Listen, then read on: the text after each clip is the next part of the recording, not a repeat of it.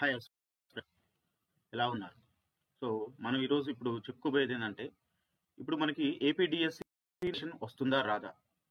అది ఇప్పుడు for example ఈరోజు ఈటీవీ వాళ్ళు చెప్పినటువంటి ఇన్ఫర్మేషన్ ఏందంటే, ఈ సంవత్సరానికి జాబ్ క్యాలెండర్స్ ఏమి లేనట్టే. ఎందుకంటే ఆర్థిక శాఖ ఇంతవరకు కొత్తగా వచ్చేటువంటి ఎలాంటి నోటిఫికేషన్స్‌కి మేము పర్మిషన్ ఇవ్వట్లేదు అని చెప్పారు.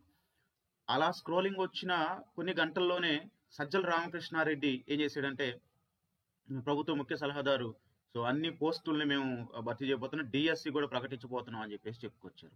సో దాంతో ఇమీడియట్ గా మనకి టీవీ 9లో కొన్ని ప్రైమ్ ఛానల్స్ లో ఏం చేశారంటే ఆ స్క్రోలింగ్ రావడం జరిగింది. ఈ స్క్రోలింగ్ తోటి మనం ఏం చేసాం, సో ఇమీడియట్ గా మన వాళ్ళకి మెసేజ్ ఇవ్వాలి ఉద్దేశంతో ఇమీడియట్ గా మనం కూడా వీడియోలు చేయటం మొదలుపెట్టింది.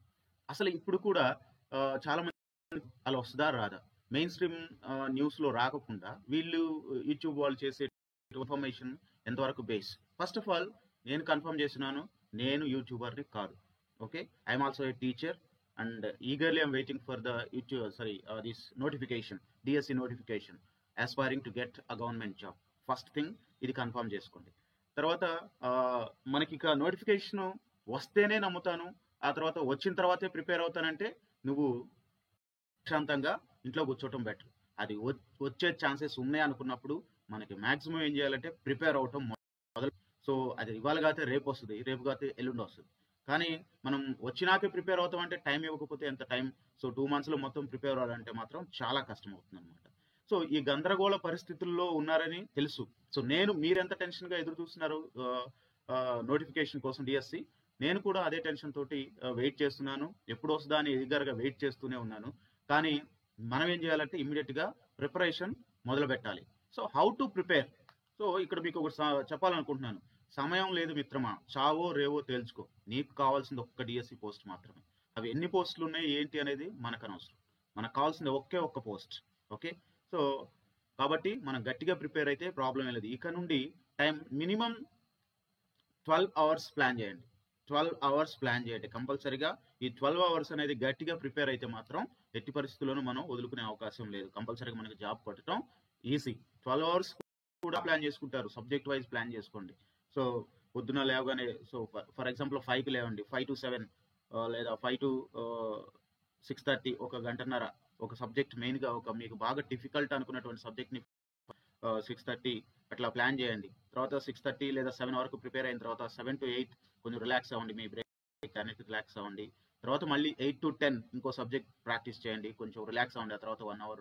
ఓకే, సో ఇట్లా ఒక పర్టికులర్ ప్లాన్, ఒక 2 hours ఈచ్ సబ్జెక్ట్ డైలీ ఒక ప్లాన్ చేసుకుంటూ, సో అందులో ఓ గంటన్నర చదువుకోవటం, ఓ అరగంట ప్రాక్టీస్ చేసుకోవటం. ఓకే, అంటే ప్రాక్టీస్ బిట్స్ ఏమైనా ఉంటే చూసుకోవటం, ఇలాంటి ప్రయత్నం చేసుకుంటూ ఉండండి. కంపల్సరిగా మనం జాబ్ కొడతాం. తర్వాత ఇక నా విషయానికి వస్తే నేను కూడా I'm also aspiring to get government job అని చెప్పాను కాబట్టి నేను చదువుకున్నటువంటి ఇన్ఫర్మేషన్ని మీకు యూట్యూబ్లో అప్లోడ్ చేయడం జరుగుతుంది. ప్రాక్టీస్ బిట్స్ కానీ పేపర్స్ కానీ. ఓకే, సో ఇవన్నీ మీకు ఆల్రెడీ నేను పేపర్స్ అప్లోడ్ చేస్తూ ఉన్నాను, అవన్నీ చాలా యూస్ఫుల్గా ఉన్నాయని చెప్పేసి మెసేజ్ పెడుతున్నారు, అందుకు థ్యాంక్స్. సో ఇంకా మీరు కూడా ఏం చేయాలంటే కంపల్సరీగా ఆ ప్రాక్టీస్ బిట్స్ని ప్రయత్నం చేస్తూ ఉండండి, అవి చేస్తూ ఉండండి. సో ఇంగ్లీష్ ఎస్పెషల్లీ నాది స్పెషల్ సబ్జెక్టు ఇంగ్లీష్. మొత్తం కంటెంట్ నుండి మెథడాలజీ వరకు నేను చదివే ప్రతి బిట్టు మీకు దాకా చేర్చాలనేది నా కోరిక. సో నాతో పాటుగా మీరు కూడా సో మంచి మార్కులు తెచ్చుకొని అందరం కలిసి నాలెడ్జ్ తీసుకుంటూ ముందుకెళ్ళాలని చెప్పేసి నేను కోరుకుంటూ ఉన్నాను అనమాట.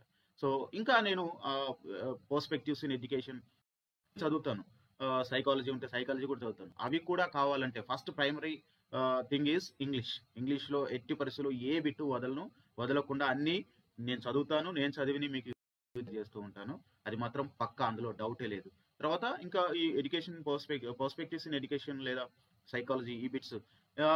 ఇంకో విషయం, ఇది ఎస్జిటి కాదు, ఇంగ్లీష్ అనేది అందరికీ అవసరం. సో మెథడాలజీ అవసరం, గ్రామర్ అవసరం, అన్ని. సో గ్రామర్ బిట్స్ కూడా ఇప్పుడు నేను ప్రస్తుతానికి ఐఎమ్ వర్కింగ్ ఆన్ దిస్.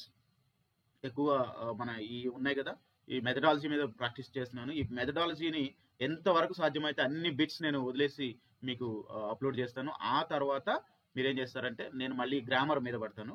ఆ గ్రామర్ ఏ టాపిక్ వదలకుండా ప్రతి టాపిక్లోనూ బిట్స్ ప్రిపేర్ చేస్తాను. మీకు విషయం తెలుసా, ఈ బిట్స్ ప్రిపేర్ చేయడానికి చాలా టైం పడుతుంది నాకు.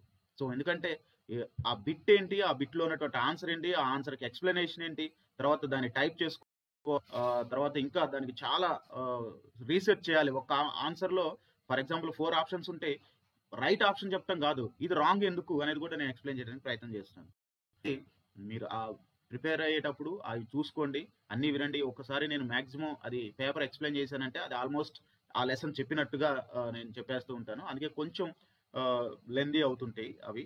సో, ఒక్కసారి మీరు నేనేమి నాకు డబ్బులు కట్టి మీరు నా క్లాసులు వినండి, లేకపోతే సబ్స్క్రిప్షన్ తీసుకోండి. 499 లేతే గణతంత్ర దినోత్సవం ఆఫర్‌లు అని చెప్పేసి లేదు. సో, మీరు ఫ్రీగా మనందరం కలిసి చదువుకుందాం, కలిసి ప్రయత్నం చేద్దాం అని చెప్పేసి నా కోరిక. So, see you. బాయ్. జై హింద్.